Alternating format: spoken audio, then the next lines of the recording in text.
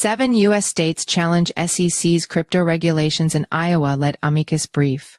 Ruholamin Haqshanas last updated. July 22, 2024 at 14:41 GMT 2 minutes read. A coalition of 7 U.S. states has come together to challenge the Securities and Exchange Commission's SEC regulation of cryptocurrency. Led by Iowa Attorney General Brenna, the states have filed an amicus brief arguing that the SEC's attempt to regulate cryptocurrencies constitutes a power grab that would stifle innovation, harm the crypto industry, and exceed the agency's authority.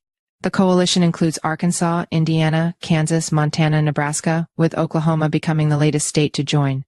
States push back against SEC overreach. The amicus brief was filed on July 10 as a united effort to push back against what the states perceive as overreach by the SEC. According to the filing, the SEC's actions could potentially impede states from safeguarding their citizens against scams and disrupt the functioning of the free market.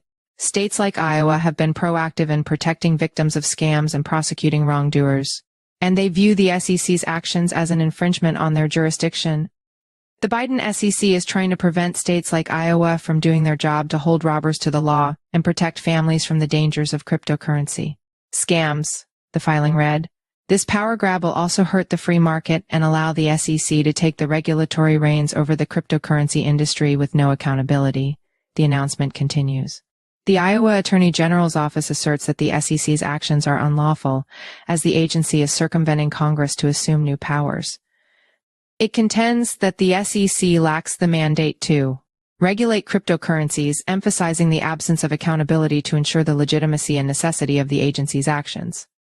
The amicus brief highlights the alleged violations of the Administrative Procedure Act and the major questions doctrine by the SEC. The states argue that cryptocurrencies, in their typical form, do not fall under the definition of investment contracts as outlined in the Securities Act of 1934. They urge the court to prevent the SEC from exceeding its authority and overstepping the boundaries set by Congress. SEC Commissioner says agency is in enforcement-only mode. Earlier this year, SEC Commissioner Hester Pierce said that the regulatory agency is currently operating in an enforcement-only mode when it comes to the regulation of cryptocurrencies.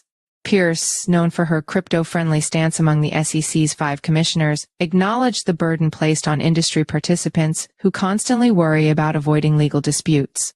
If we had clearer rules, you could focus on building, she said.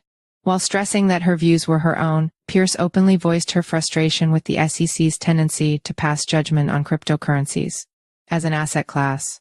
She remarked that excessive regulation would hinder innovation and urged for a more understanding and collaborative approach.